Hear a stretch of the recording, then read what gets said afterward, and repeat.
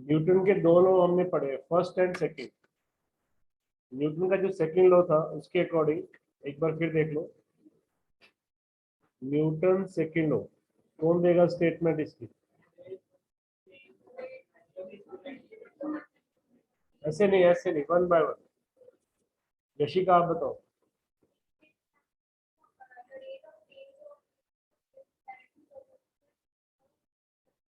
External force apply, rate of change of momentum. Momentum क्या होता था ना? मास into velocity, quantity of motion या मास इनटू वेलोसिटी। इसका अगर हम चेंज करते हैं डीपी बाय dt, तो मैं इसको लिखता हूँ d by dt of mass into velocity. Mass और वेलोसिटी का डेरिवेटिव, मास को हम बाहर निकालेंगे तो ये अंदर बन जाता है dv by dt which is m into a. और यही आपके पास सेकेंड लॉ है कि जो फोर्स हम लगाते हैं वो किस में जाती है? Change in linear momentum. Force applied on a body क्या करेगी? मोमेंटम का चेंज करेगी। मोमेंटम होता है मास इनटू वेलोसिटी, और वेलोसिटी का चेंज मतलब एक्सेलरेशन। तो अपने पास ये जो फॉर्मूला आया इसका यूज करना है, F is equal to M into A. F इसमें कौन सी फोर्स होगी? एक्सटर्नल। तो न्यूटन सेकंड लो, कुछ पॉइंट्स नोट करो।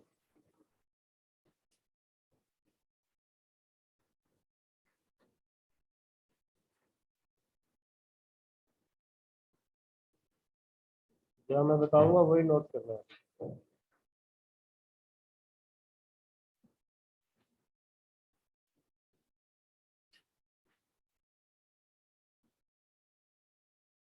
ये हमने कल कर लिया था momentum. Newton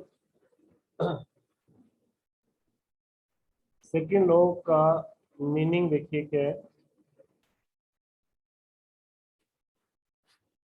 according to first law, पहले सुनो आप, if no external force act on a body then it move with uniform velocity. तो सेकंड लॉ में फर्स्ट लॉ अपने आप ही आ गया। सेकंड लॉ में क्या कहता है? सेकंड लॉ में ये कहता है कि अगर हम फोर्स लगाएंगे तो उसके अंदर एक्सेलरेशन आएगी, ये कह रहा ना। लेकिन अगर हम फोर्स ही ना लगाएं तो उसके अंदर एक्सेलरेशन कितनी होगी? जीरो। मतलब उसकी वेलोसिटी क्या रहेगी? यूनिफॉर्म। यूनिफॉर्म रहेगी ना। यही तो फर्स्ट लॉ है कि बॉडी अपनी स्टेट नहीं बदलेगी जब तक उसके ऊपर फोर्स ना लगे। जब तक बॉडी पे फोर्स नहीं लगेगी बॉडी अपनी स्टेट नहीं बदलेगी। यहाँ पर अगर मैं फोर्स नहीं लगाता तो बॉडी अपनी स्टेट नहीं बदल रही है। तो फर्स्ट लॉ सेकंड लॉ के अंदर आ गए। First law is contained in second law. अगर ये क्वेश्चन आपको आता है तो आप कैसे अटेम्प्ट करेंगे? चलो एक क्वेश्चन बनाते हैं, देखिए। How first law is contained in second law. First law second law में कैसे आप एक्सप्लेन करोगे? मैंने आपको कल बताया था second law is a fundamental law. इसमें फर्स्ट भी आएगा और थर्ड भी आएगा। फर्स्ट लॉ ये कहता है कि जब तक हम फोर्स नहीं लगाएंगे तब तक बॉडी अपनी स्टेट नहीं बदलेगी। और सेकंड से भी यही सामने आ रहा है। कैसे? हम इसको अटेम्प्ट करेंगे इस क्वेश्चन को। आंसर मैं लिख रहा हूँ यहाँ। According to second law, second law F is equal to m into a. F external is equal to mass into acceleration. F is equal to m into a. If no external force acts, that is F external is zero. अगर external force नहीं लग रही तो इस equation के according, equation one से m into ए क्या बन जाएगा? जीरो बन जाएगा ना। शेरिन समझ में आ रहा है? मास जीरो होता नहीं है, इसका मतलब क्या हुआ? This employees that acceleration zero. Acceleration होता है वेलोसिटी का चेंज, वेलोसिटी का चेंज जीरो, तो velocity is uniform, velocity is uniform. अगर एक्सेलरेशन आपकी जीरो है तो वेलोसिटी क्या है? यूनिफॉर्म। यही first law, that is when no external force acts on the body, then body remains in its state of uniform motion. Body remains in its state of uniform motion. अगर force नहीं लगती, if no force act, then body remains in its uniform motion. This is what which is explained by the first law. यही तो first law. आगे आप लिखिए, यहाँ तक लिख लिया सबने?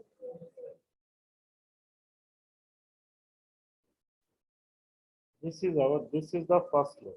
This is the statement of Newton's first law.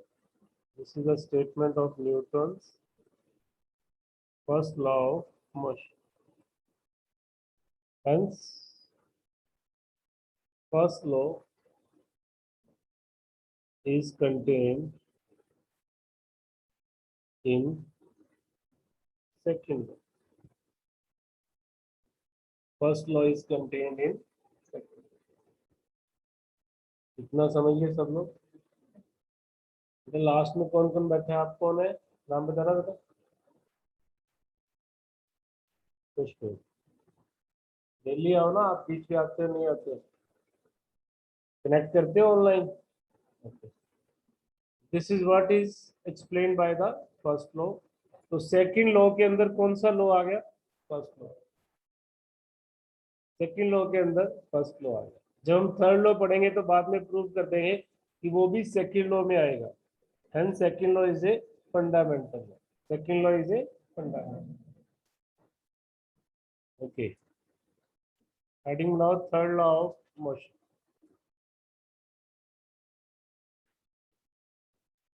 Third law,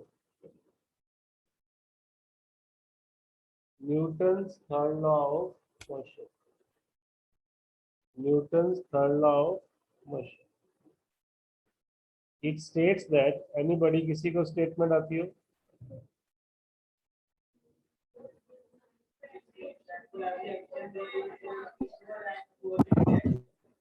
For every action there is equal and opposite reaction. Harshita statement पढ़ी हुई है बेटा ये?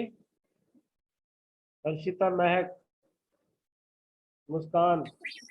यस यस ये वाली स्टेटमेंट आपने 9th में पढ़ी होगी। For Yes. every action, for every action there is equal and opposite reaction.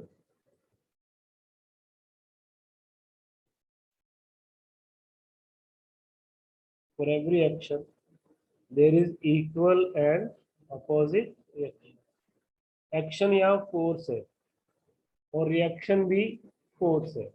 मान लो बॉडी ए ने, ये एक बॉडी है और ये बॉडी बी है, इसने इस पे फोर्स लगाई तो इसने भी इस पे फोर्स लगाई। ए ने बी पर जो फोर्स लगाई उसका नाम मैं लिख रहा हूँ बी ए, मतलब फोर्स ऑन बी बाय ए। पहले जिस पे लगती है उसका नाम लिखते हैं, फिर जो लगाता है उसका लिखते हैं। एफ बी ए का मतलब क्या हुआ? फोर्स ऑन बी बाय ए, और एफ ए बी का मतलब क्या हुआ? इक्वल एंड अपोजिट का मतलब नेगेटिव साइन लगा दो। This is your third law. For every action there is equal and opposite reaction. हर एक्शन का इक्वल एंड अपोजिट रिएक्शन होगा। अगर ए बी पे 10 न्यूटन फोर्स लगाएगा तो बी ए पे कितना लगाएगा? बोलो। डायरेक्शन चेंज हो जाएगी, अमाउंट बराबर होगा। फायदा आपको समझ आ रहा है? आप दिख नहीं रहे हो मेरे को, आपको स्क्रीन दिख रही है? थोड़ा सा पिंक के अंदर को हो जाओ, आप थोड़ा बाहर को हो जाओ। F B A is equal to minus of F A B. This is third law of motion. For every action there is equal and opposite reaction. जैसे आप किसी वॉल पे बॉल को मारते हो तो बॉल वापस आती है ना। उसका कारण क्या है कि बॉल ने वॉल पे फोर्स लगाई। अब वॉल इतनी रिजिड है कि मूव नहीं कर पाई।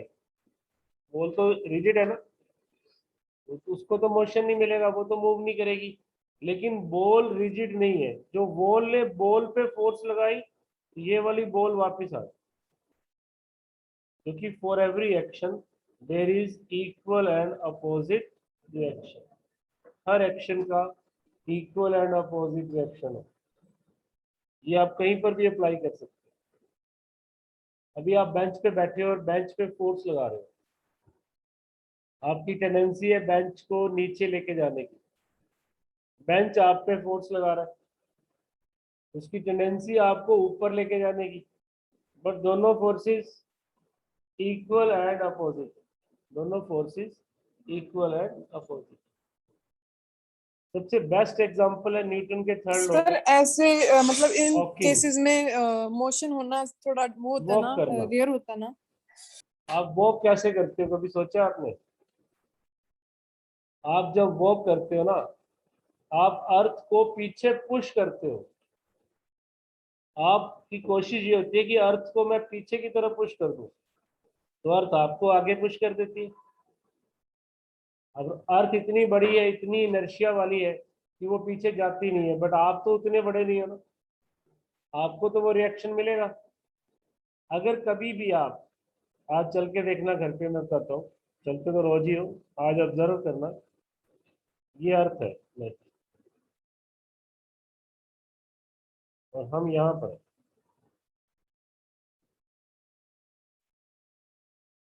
आप बिल्कुल परपेंडिकुलर डायरेक्शन में पैरों को अगर अर्थ को मारोगे तो आप मूव नहीं कर पाओ। 90 डिग्री पर सीधा अगर आप पैर रखो और दबाओ तो आप आगे नहीं जा पाओ। क्योंकि उस केस में आप जो एक्शन कर रहे हो वो नीचे की तरफ कर रहे हो, उसका रिएक्शन आपको मिलेगा, नॉर्मल रिएक्शन वो ऊपर की तरफ मिलेगा। इस तरफ आपको कोई फोर्स नहीं मिलेगी, तो नो मोशन। लेकिन जब हम चलते हैं ना, तो हम क्या करते हैं एक्चुअल में? अब मैं एक बार सिर्फ फुट फुट दिखाता हूँ। हम एक एंगल से अर्थ को ऐसे फोर्स लगाते हैं इस डायरेक्शन, जिसका रिएक्शन भी हमें कैसा मिलता है? उसके जस्ट अपोजिट।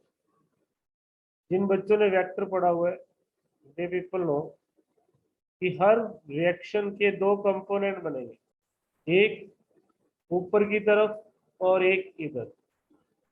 ये वाला जो कंपोनेंट है आर साइन थीटा, ये कंपोनेंट हमें चलवाता है।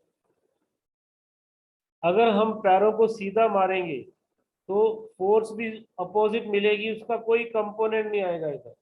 अगर हम इसको किसी एंगल पे पुश करेंगे इधर, तो उसका रिएक्शन हमें मिलेगा इस तरह, जिससे हमारे पास दो कंपोनेंट बन जाते हैं। एक कंपोनेंट हमारे वेट को बैलेंस करता है और एक कंपोनेंट हमें आगे चलने में हेल्प करता है। तब भी हम अर्थ को जोर से पीछे की तरफ फेंकते हैं, तब हम ऐसे पुश नहीं करते हैं। जब हम जंप करते हैं तब आप ज्यादा जोर लगाते हो, दबाते हो किसी एंगल पे, वो भी एंगल पे ही जंप करते हो आप। 90 डिग्री पे कर सकते हो आप जंप, लेकिन मूव नहीं कर पाओगे आगे, फिर आप उसी जगह पे एक जगह पे जंप करते हो। आप जब जंप करते हो जब चलते हो, आप दोनों का डिफरेंस आपको देखना। आप जितना जोर से एक्शन करोगे आपको उतना ज्यादा रिएक्शन मिलेगा। जंपिंग करते वक्त आप अर्थ को ज्यादा दबाते हो, अर्थ आपको ज्यादा फोर्स लगाती है। अगर आपको जो फोर्स लगा रही है वो आपके वेट से ज्यादा होगी तो आप जंप कर पाओगे, नहीं तो नहीं कर पाओगे। देखिए, हवा में जाने का मतलब क्या होता है? जंपिंग करना। और जंपिंग कैसे होगी? आपका कोई वेट है, ये बॉडी है, लेट आपका वेट है 500 न्यूटन, 50 किलोग्राम है ना, लेट 10 से मल्टीप्लाई करना होगा, mg होता है वेट। अब आपने इस अर्थ पे फोर्स लगाई, फॉर एग्जांपल आपने फोर्स लगाई 200 न्यूटन, तो अर्थ ने आप पे फोर्स लगाई 200 न्यूटन, आपका वेट था 500, तो अभी भी आपका वेट ज्यादा है, आप जंप नहीं कर पाओगे। आप जंप कैसे करोगे? आपका वेट ज्यादा है। फिर आपने क्या किया, इस फोर्स को ज्यादा लगाया 400, तो आपको भी रिएक्शन क्या मिला? 400। वो अभी भी आपके वेट से कम है, तब भी आपको जंप नहीं मिलेगा, नहीं मिलेगा ना। आपको जंप कब मिलेगा? जब आपने 500 से ज्यादा अर्थ पे फोर्स लगाई। तो अर्थ ने भी आपको कितनी लगाई? 600। अब 600 500 से ज्यादा है, तो आपको जंप मिलेगा, आप हवा में उड़ोगे या हवा में जाओगे। स्प्रिंग में एक एक्स्ट्रा एनर्जी होती है, इलास्टिक एनर्जी। स्प्रिंग एक अलग केस है, स्प्रिंग के अंदर एक एनर्जी स्टोर होती है, जब आप स्प्रिंग को दबाते हो उसके अंदर एक एनर्जी आ जाती है, वही एनर्जी आपको वापस मिलती है जिससे आप जंप करते हो। उसको आप कम फोर्स लगाते हो क्योंकि उसकी एडिशनल एनर्जी आपको मिल जाती है। अर्थ के पास कोई भी इलास्टिक एनर्जी नहीं। अर्थ एक रिजिड है, और रिजिड वो होता है जो अपनी शेप नहीं बदलता। आप इसको दबाओगे तो ये आप पे फोर्स लगाएगा, अगर वो फोर्स आपके वेट से ज्यादा हुई तो आपको जंप मिलेगा, नहीं ज्यादा होगी तो जंप नहीं मिलेगा। अभी अपने पैरों को नीचे रखे हुए हो, आप अर्थ पे जो फोर्स लगा रहे हो वो इतनी नहीं है जितना आपका वेट है, इसलिए आपको जंप नहीं मिल रहा। यही अगर आप मून पे चले जाओ, मून के अंदर एक्सेलरेशन ड्यू टू ग्रेविटी 1/6 होती है। जैसे यहाँ पर 10 है ना, तो मून के ऊपर एक्सेलरेशन ड्यू टू ग्रेविटी 10/6 होती है। अगर आपका मास 50 किलोग्राम है तो यहाँ आपका वेट है 500, बट यहाँ आपका 500 नहीं होगा। यहाँ पर अगर आप चेक करो तो आपका वेट 5000/6, 8 पे मैं काट रहा हूँ, फिर 20 है तो मैं 3 पे कट कर रहा हूँ, फिर 20 है तो मैं 3 पे कट, हाँ 50 था ना, तो आपका वेट बनता है 83 न्यूटन के आसपास। तो वहां आप थोड़ी सी भी फोर्स लगाओगे, 100 न्यूटन भी लगाओगे, तो भी आपको जंप मिलेगा। कभी मून पे लोगों को चलते हुए देखा होगा, कभी डिस्कवरी पे, तो ऐसे चल रहे थे जैसे उड़ रहे हो। हम जब चलते हैं तो हम हमारा एक पैर के बाद दूसरे पैर में जो गैप आएगा या जो हाइट आएगी वो 1 मीटर से भी कम हो। बट मून पे जी की वैल्यू 1/6 है, वहां 6 मीटर की है। मतलब आप 6 मीटर से चल रहे हो, एक स्टेप के बाद दूसरा स्टेप आपका 18 फीट का है, तो ऐसे लग रहा है जैसे हम उड़ रहे हैं।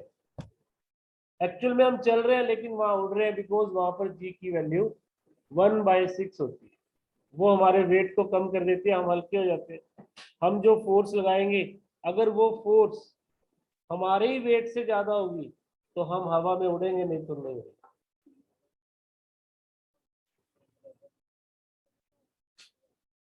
हाँ, अगर कोई चीज रिजिड नहीं है वो रिएक्शन नहीं देगी क्या? देखिए, पहले थर्ड लॉ के एप्लीकेशंस को और अच्छे से समझ लो, फिर मैं इस क्वेश्चन का आंसर यही दे रहा हूँ। थर्ड लॉ का एक एग्जांपल आपने बहुत छोटी क्लास में पढ़ा है, book laying on A table. Generally table के ऊपर आप बुक्स रखते हो ना, ये जैसे मैंने टेबल बनाया, यहाँ पर मैंने बुक रखी, कोई बुक इज, या कोई बॉक्स रख दिया।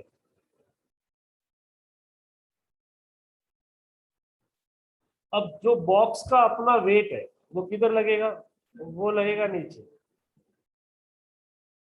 और जो टेबल का नॉर्मल रिएक्शन है वो लगेगा ऊपर। नॉर्मल रिएक्शन को मैं आर से डिनोट करूंगा। नॉर्मल का मतलब होता है 90 डिग्री पे।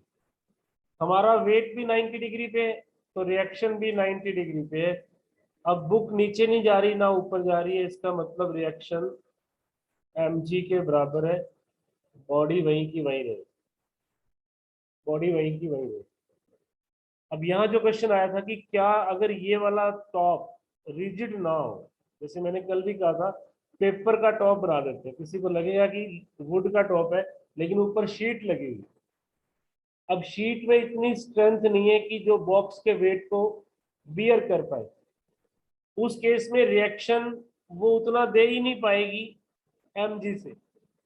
अगर रिएक्शन mg से कम होगा तो ये वाली फोर्स ज्यादा होगी, ये क्या करेगी, इसको ब्रेक करके नीचे की तरफ जाना शुरू हो जाएगा, या ये वाला टॉप थोड़ा सा बेंड होना शुरू होगा, धीरे धीरे ये टूटना शुरू हो जाएगा, क्योंकि इसके अंदर उतनी स्ट्रेंथ नहीं है जो ये इस बॉक्स को बियर कर पाए।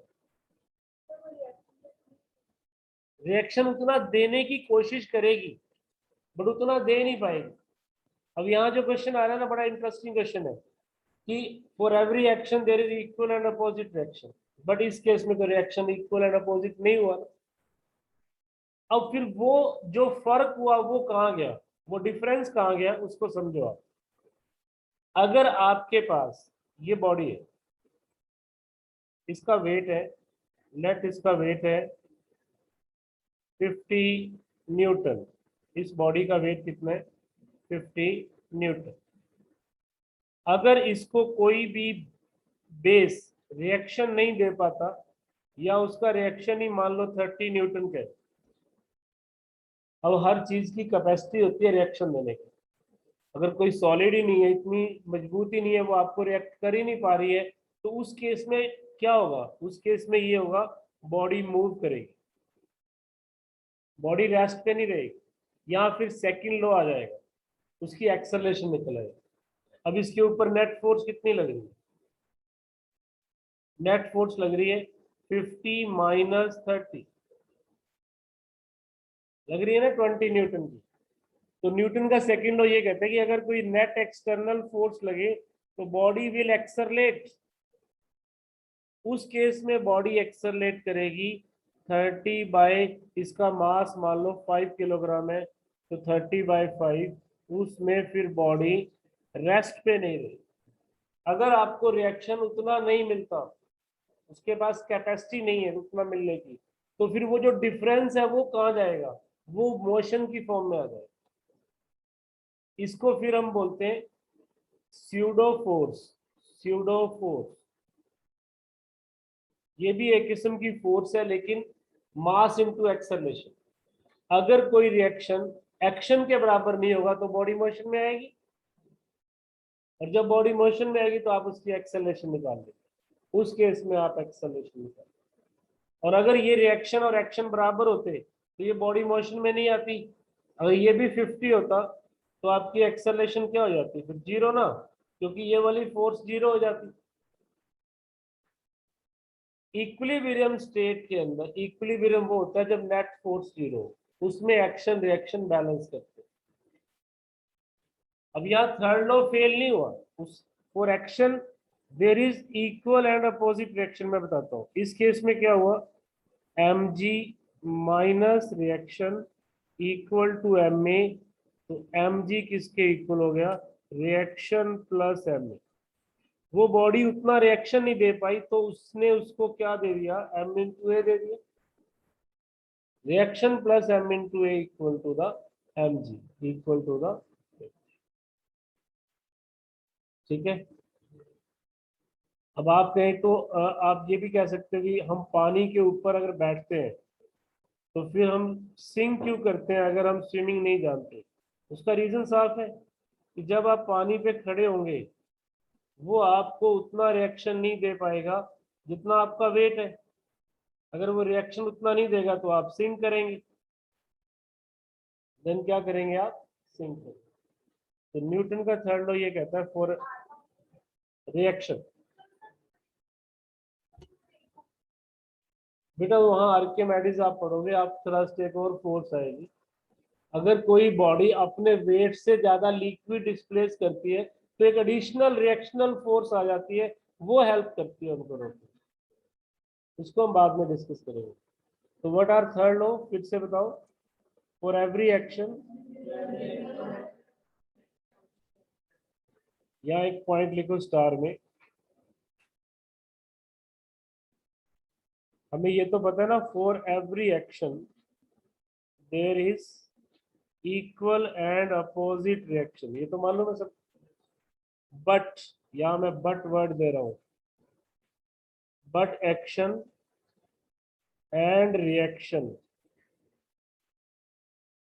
act on different bodies, act on different bodies। ऐसा नहीं होगा कि जिस पे एक्शन हुआ उसी पे रिएक्शन हो, फिर तो बॉडी मूव ही नहीं करेगी। एक्शन अगर ए पे हो रहा है तो रिएक्शन बी पे हो रहा है। अगर आप किसी बोट में हो और बोट से आप जंप करते हो, जैसे ही बोट नजदीक पहुंचती है ना, बैंक यहाँ पर आगे पानी में से आप बिल्कुल, कई बार क्या होता है हम ऐसे जंप करके बाहर निकलते हैं। जैसे ही आप बोट से जंप करोगे बोट पीछे चली जाएगी। क्यों जाएगी? क्योंकि आपने बोट पे फोर्स लगाई है इधर, तभी आपको इधर फोर्स मिली है और आप जंप कर पाए। तो आपने एक्शन किस पे किया? बोट पे। बोट ने रिएक्शन किस पे किया? आप पे।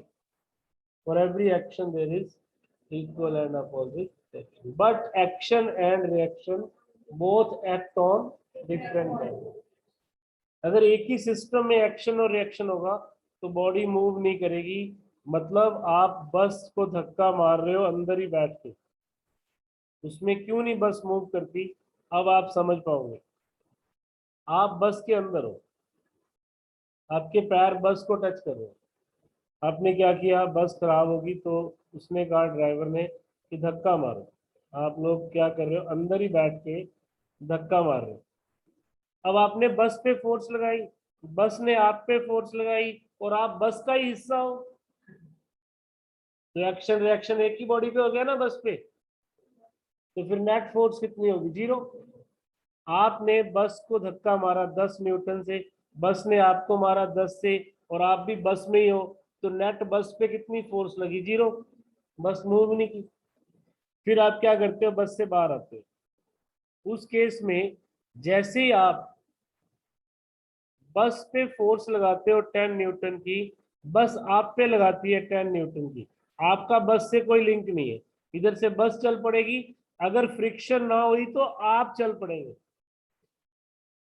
आपको रोकने के लिए नीचे फ्रिक्शनल फोर्स है, इसलिए आप पीछे नहीं जाते।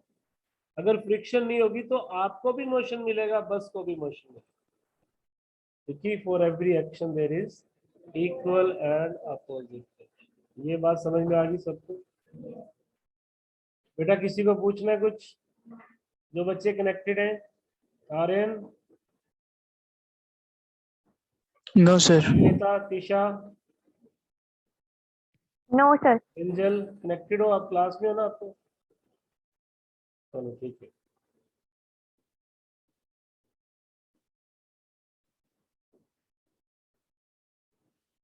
मान लो ये एक बॉडी है, एक न्यूमेरिकल बनाते हैं। ये एक बॉडी है,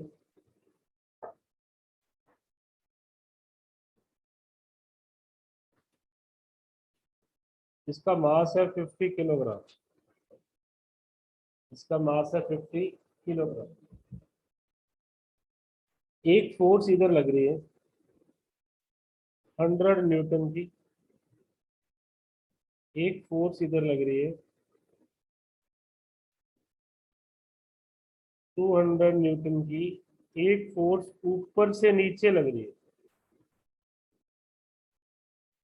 100 न्यूटन। बता लो टाइम। हमें बताना है what is the normal reaction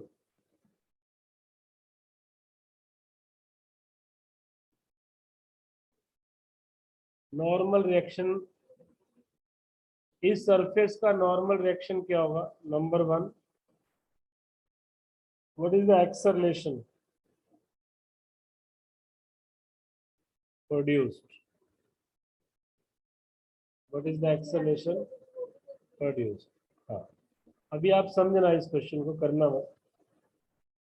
देखिए, सबसे पहले तो आप ये बनाओ कि इस पे फोर्सेस लग कितनी रही है। एक तो ये, दूसरा ये, तीसरा ये, और चौथी फोर्स आपको दिख नहीं रही है लेकिन लग रही है, वो है उसका वेट।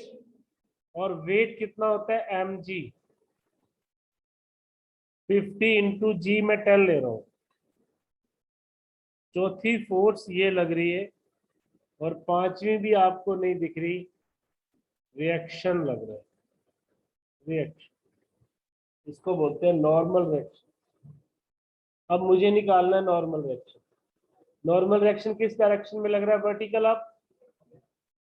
क्या ये बॉडी हवा में उड़ रही है? नहीं। क्या ये नीचे जा रही है? नहीं। तो वर्टिकल डायरेक्शन में जितनी फोर्सेस हैं वो एक दूसरे को कैंसिल कर रही हैं। अब नीचे की तरफ कितनी है? 500 प्लस 100, तो नॉर्मल रिएक्शन कितना होगा? 600। नॉर्मल रिएक्शन हमेशा वेट के बराबर नहीं होता। नॉर्मल रिएक्शन तो उस फोर्स के बराबर होता है जो लग रही है दूसरी बॉडी पे।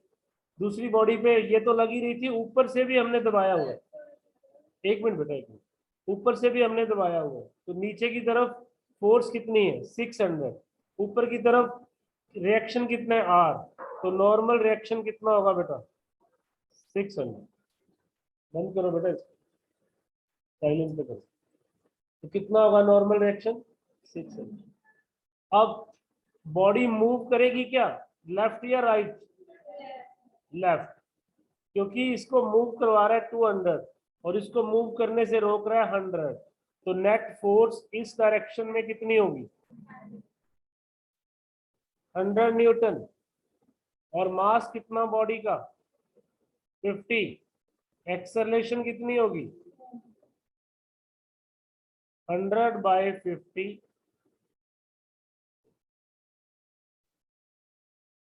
बॉडी उधर ही जाएगी जिधर नेट फोर्स होगी। ऊपर नीचे नेट फोर्स नहीं है, ऊपर नीचे नेट फोर्स नहीं है। नॉर्मल रिएक्शन अपने आप को सेल्फ एडजस्ट करता है अकॉर्डिंग टू द सिचुएशन। जब तक कर सकता है, जब तक नीचे वाला बेस नहीं टूटता, नॉर्मल रिएक्शन आपको एडजस्ट करता रहे। अर्थ 60 केजी को भी एडजस्ट कर रही है, और अर्थ के ऊपर बड़े बड़े माउंटेन है उसको भी एडजस्ट कर रही है। तो सबके लिए नॉर्मल रिएक्शन अलग अलग है। आपके लिए अलग है, बेंचेस के लिए अलग है, बिल्डिंग के लिए अलग है, माउंटेन्स के लिए अलग है। ये तो अर्थ ही रही है ना।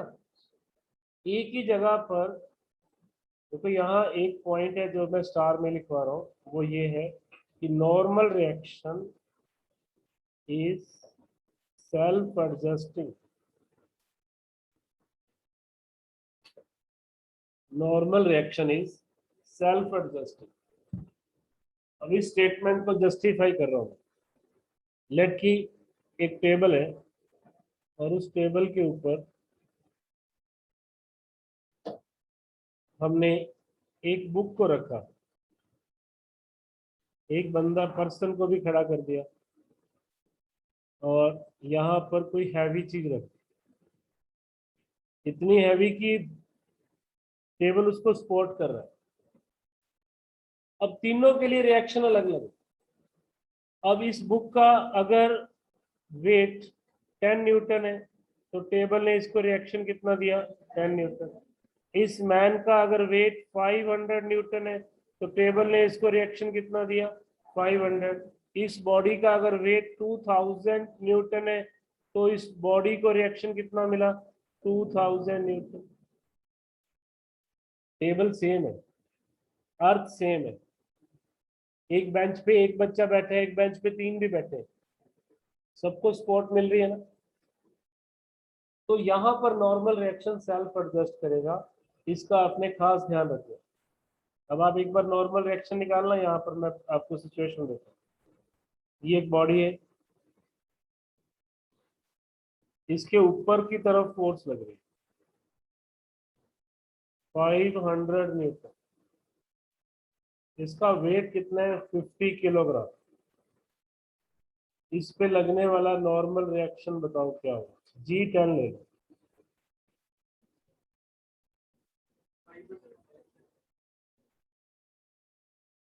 जीरो।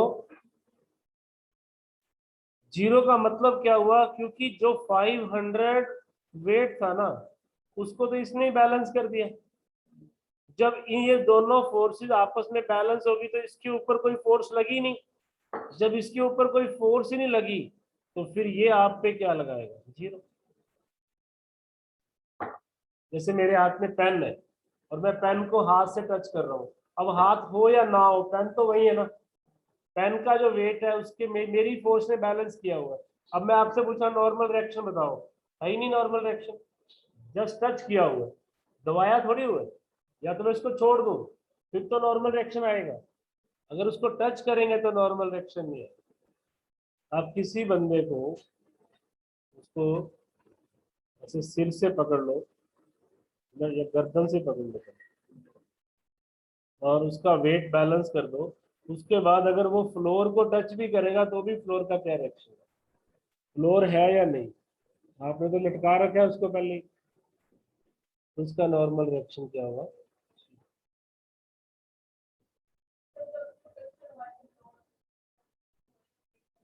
अगर तो अपवर्ड फोर्स वेट के बराबर है तो टच करने के बाद भी नॉर्मल रिएक्शन नहीं है। अगर अपवर्ड फोर्स आप कम कर दोगे तब वो अपने पैरों से फर्श को दबाएगा, तब उसको नॉर्मल रिएक्शन है। इस टेबल पे खड़े हुए पर्सन का अगर वेट 500 है और आपने ऊपर की तरफ 490 न्यूटन लगाया तो आपने इसको पूरा सपोर्ट नहीं किया। अब ये फर्श को पुश कर रहा है अपने पैरों से, तो फिर फर्श इसको रिएक्शन कितना दे रहा है, 10 न्यूटन। लेकिन अगर सेम सिचुएशन में आपने इसके ऊपर 500 ही लगाई और ये ग्राउंड को टच भी कर रहा है फ्लोर को और इसका वेट 500 है, तो वो फिजिकली दिख रहा है टच कर रहा है बट एक्चुअल में वो कोई फोर्स नहीं लगा रहा, तो रिएक्शन कितना हो गया जी, रिएक्शन कितना हो गया। Normal reaction is very very important. तो थर्ड ला क्या कहते हैं, फॉर एवरी एक्शन बोलो, but action and reaction are acting on different bodies. अगर एक्शन रिएक्शन एक ही बॉडी पे हो तो क्या सिस्टम चलेगा, नहीं चलेगा। साइन तो नहीं हुआ, देखो बस ये वाली सिचुएशन देखो। ये सेल बोट है, सेल बोट समझते हो, कपड़ा लगा होता है इस पे, जब हवा लगती है तब ये चलती है। एयर इसके ऊपर एक्शन करता है जिसका इसको रिएक्शन, रिएक्शन तो एयर को मिलेगा बट ये एक्शन से मूव करती है। सपोज करो ये एक ऐसी जगह पे फंस गई जहाँ हवा चल ही नहीं रही। सिचुएशन ये है कि हवा बंद है, हवा बंद है तो ये बोट नहीं चलेगी। तो जो इसका चलाने वाला था, ड्राइवर तो नहीं कहेंगे, जो भी था सेलर, उसके पास क्या था, एक फैन था, फराटा पंखा था उसके पास और एक बैटरी थी। उसने क्या किया, बैटरी से फैन को ऑन किया और उसकी एयर को इस सेल पे मारना शुरू किया। व्हाट वुड हैपन,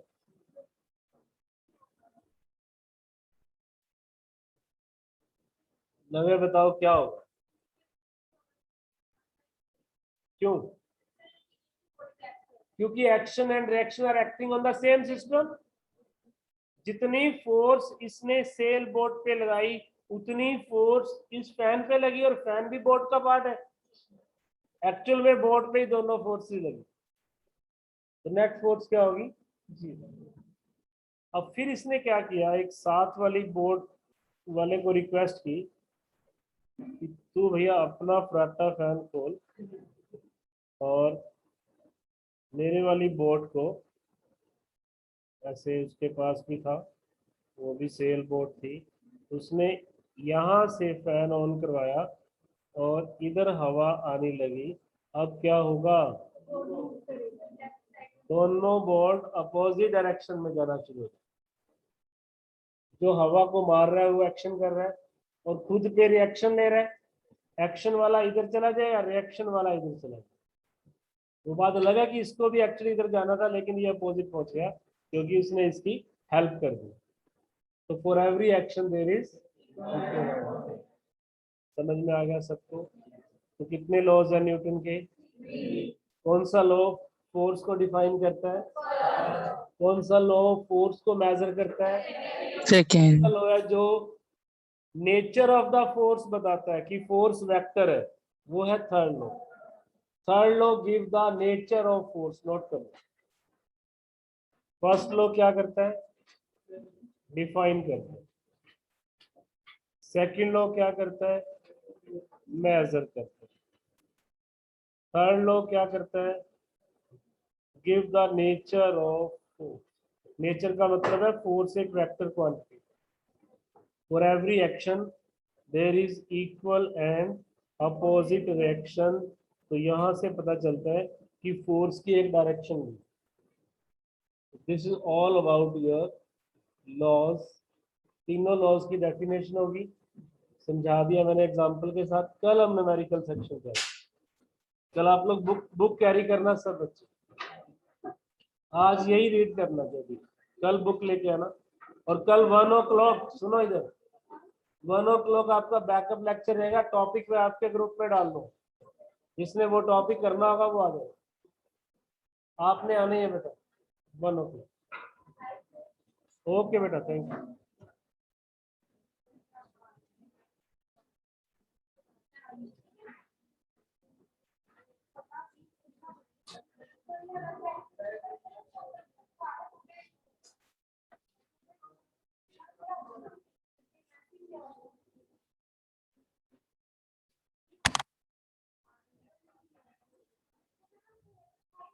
आज क्लास नहीं है क्या आपकी?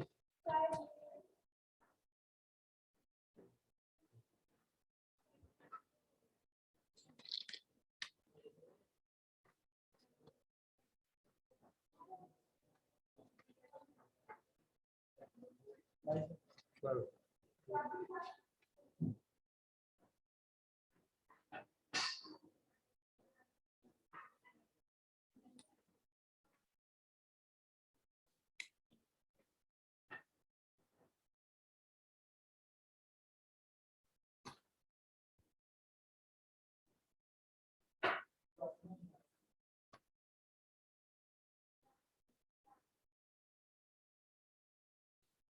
पानी पड़ा था लेकर।